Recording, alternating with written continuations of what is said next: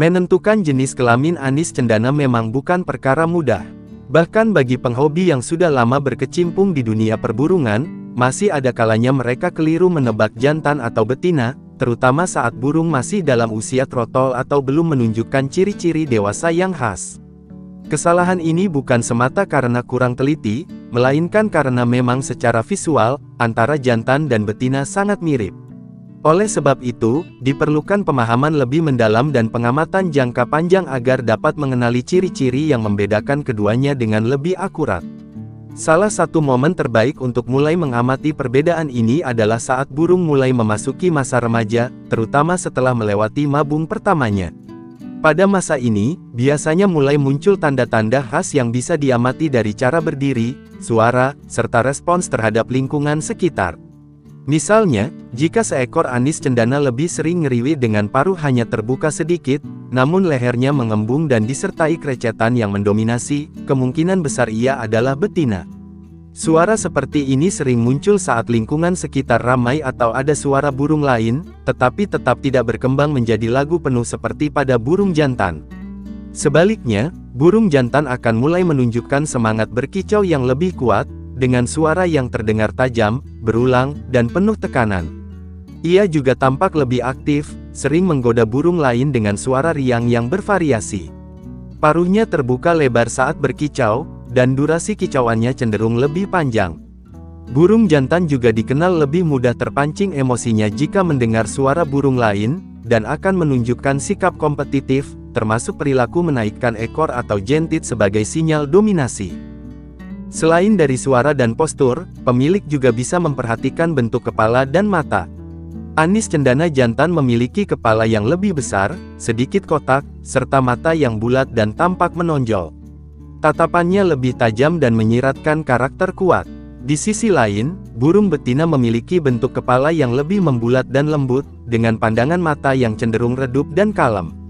Ini mungkin terlihat sepele, namun bagi pecinta burung yang sudah terbiasa mengamati, ekspresi mata bisa menjadi indikator yang cukup meyakinkan. Saat musim kawin atau ketika birahi mulai muncul, perbedaan perilaku antara jantan dan betina akan terlihat semakin jelas. Burung jantan akan cenderung lebih vokal dan agresif, baik terhadap sesama jantan maupun terhadap burung betina. Ia bisa menjadi lebih teritorial dan tidak segan-segan menunjukkan kicauan terbaiknya, bahkan jika hanya mendengar rekaman suara lawan jenis. Di sisi lain, burung betina justru akan menunjukkan gerakan tubuh yang lebih pasif, seperti menggoyangkan sayap secara perlahan atau membungkukkan badan dengan posisi bertengger yang rendah, sebagai respons terhadap panggilan kawin dari jantan. Beberapa penghobi juga menggunakan metode pemancingan suara sebagai cara menguji jenis kelamin burung. Cara ini cukup efektif untuk memancing reaksi dari burung yang biasanya pendiam atau belum banyak menunjukkan karakter aslinya. Dengan memutar suara burung jantan atau betina yang sudah jelas jenis kelaminnya, kita bisa mengamati bagaimana burung merespons, apakah diam, terpancing berkicau, atau justru menunjukkan perilaku birahi tertentu. Meski tidak selalu akurat 100%, metode ini bisa menjadi alat bantu tambahan yang cukup berguna dalam pengamatan. Tidak hanya dari suara dan fisik, perbedaan jenis kelamin anis cendana juga bisa dilihat dari cara burung merespons interaksi dengan manusia. Burung jantan biasanya lebih cepat beradaptasi dengan lingkungan baru, mudah terpancing oleh rangsangan luar seperti bunyi-bunyian, dan memiliki keberanian lebih tinggi dalam menghadapi pemiliknya. Sementara betina cenderung lebih pendiam, kalem, dan tidak terlalu agresif dalam merespons stimulus luar.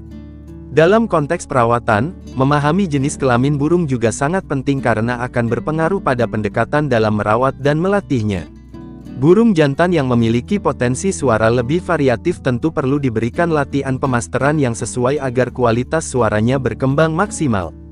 Sementara burung betina, meski tidak difokuskan untuk kontes kicauan, tetap bisa menjadi indukan yang baik jika dipasangkan secara tepat.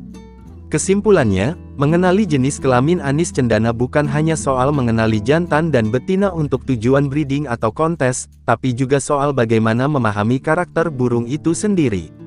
Setiap burung punya sifat unik yang bisa dikenali melalui pengamatan jangka panjang, dan semakin sering berinteraksi, semakin tajam pula insting pemilik dalam membaca perilaku burungnya. Maka dari itu, kesabaran, konsistensi dalam perawatan, Dan kepekaan dalam membaca tanda-tanda alamiah burung akan menjadi kunci keberhasilan dalam merawat anis cendana, apapun jenis kelaminnya.